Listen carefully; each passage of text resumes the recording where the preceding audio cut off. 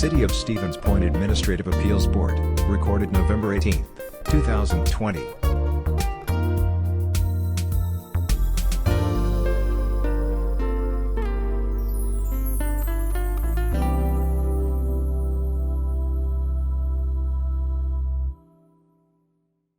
All right, it's 4 o'clock and I will call the November 18th, 2020 Appeals Board meeting to order. Clerk Yenter, would you do a roll call, please? Jennings. Here. Nolte. Here. Speckman. Here. Nabel. Here. Fischler. Here. Thank you. We have a quorum. The second item on the agenda is the approval of the minutes of the May 13th, 2020 meeting. Any comments or questions from the or a motion? I'd like to make a motion. This is Cindy Nabel, District 3, to approve the minutes from our last meeting. I'll second that. Alder Fischler. Thank you. We have a motion and a second. All in favor signify by saying aye. Aye. Aye. Any opposed, say nay. Minutes are approved. Next item is the appeal of notice service charge for property maintenance violation at 1791 Strongs Avenue. The way this will work is Mark Cordes will present his findings on the violation. The appellant will have the opportunity to make a statement, and then we will bring it back to the board for their decision of either a denial or upholding of the appeal. So, Mr. Cordes, if you would take it away. Sure. I don't really have too much to add other than what's in my memo. We had received complaints to our office regarding this property. The mayor's office had also received complaints which are forwarded on to us for 1791 Strongs. On the 20th of May, I drove by the property around 11 a.m. Pictures were taken. A notice was sent giving the property owner until the 27th of May to comply. A reinspection occurred on the 29th, and nothing had changed. So abatement was ordered by Larry's Helping Hand, which is a city vendor, and the grass and weeds were cut on May 30th. There was a call from Orrin Jacobson prior to this appeal.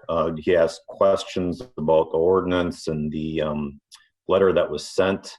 I had indicated that, he had indicated that the property owner desired to have a natural lawn. I said, that's fine. We asked that they just provide us with a plan so we have something on file as to their intent. That way when we get complaints, we can respond to those as to what the person is intending to do with their yard. Other than that, there was no other correspondence. I didn't receive a plan for this property. I didn't receive any correspondence from the owner himself in this situation. That's all I have, unless there's questions for me. All right, thank you very much. Director Konofsky is also available. Apparently the appellant, there is no appellant here for us. So board members, do you have any questions for Mr. Cordes or the director? And then we'll, I'll take your decision. What are your wishes? I have a question. Probably for Mr. Cordes, I guess, or even Ryan. Sorry, please state your name just for. Gary Speckman. Thank you. If he wants to do a natural landscape, you said there's a plan required. What is required in the plan? Can you just let the grass grow, or do you have to have, you know, like native seedings or some landscape design? What's the requirement for that? Well, so there's the tricky part. There's nothing in our ordinance. I asked for a plan that just indicates what they plan to do for maintenance, what type of plantings they plan on doing. I really am more or less hands off on it. I just asked them to put together a plan. And then, you know, ultimately there's something that we have documenting what they're doing. You know, it's something in the ordinance, I realize it's lacking. I've been trying to change it for quite a long time. And it's still where it is, unfortunately. But as of right now, we have nothing in the ordinance. I ask for it simply that we have something on file to allow a person to proceed with a natural lawn. Again, the ordinance as written would just apply to every lawn the same and really not give somebody that opportunity. And so I just ask for something, we keep it on file and allow the person to, essentially create their natural planting or native lawn. They were given a week then to get a plan to you or to respond, and they Yeah, nobody contacted me. And the contact that was made, I should have been clear, was well after the fact. I mean, this was probably a month after the contractor was out there to take care of the grass. And then, the individual had contacted me indicated he was representing the property owner. We had a cordial conversation. I just asked that he pass information along to the owner, and the owner would supply us with some type of plan as to what he was considering doing. And again, nothing was received by our department. Is there a reason we give them so much time to respond? I know with snow shoveling complaints we got last winter, they were only given 24 hours. So what's the difference there? No, that's a great question. Great question. So per our ordinance, 24 hours after snowfall for most sidewalks, the snow has to be removed, and we don't have to give any notice for that. That's the one thing we don't have to give notice for. We do have to give notice for lawn cutting, and we give 7 days from the time the notice is sent out, and the inspection usually occurs on the 8th day after that. So we give them a full 7 days with the inspection occurring on the 8th day. And then in this case, the contractor didn't get up there till the next day to cut the grass. So there was ample time for, compliance. And even if there wasn't going to be compliance, there was ample time for him to reach out to our office and at least explain the situation. And again, none of those things happened. Okay, thanks.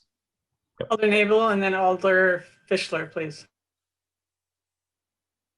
Thank you, Alder Jennings. I just wanted to say that, thank you, Mark.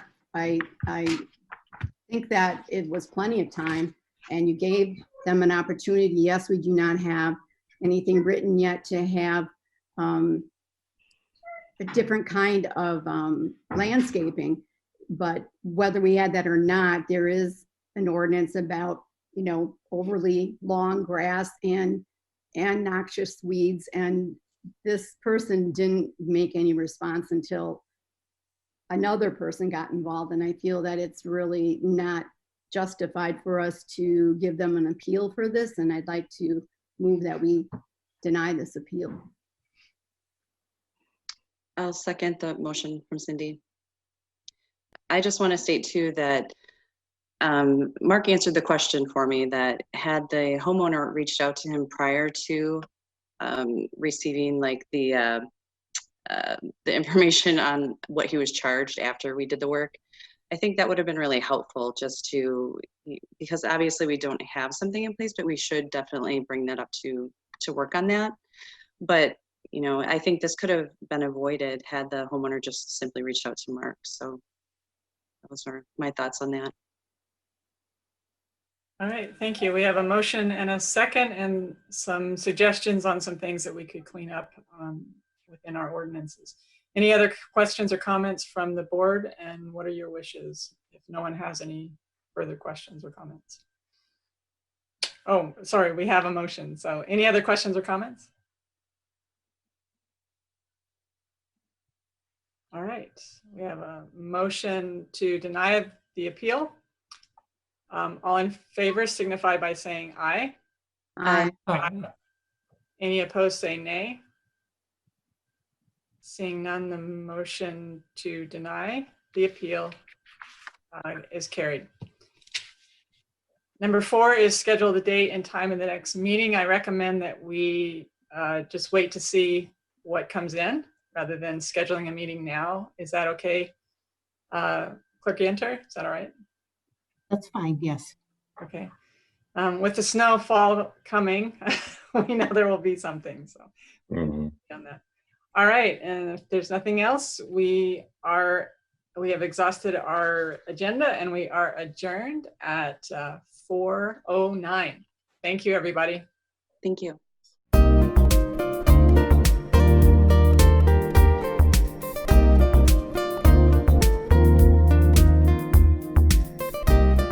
video of this meeting is available for viewing on the city's website, stevenspoint.com/videos.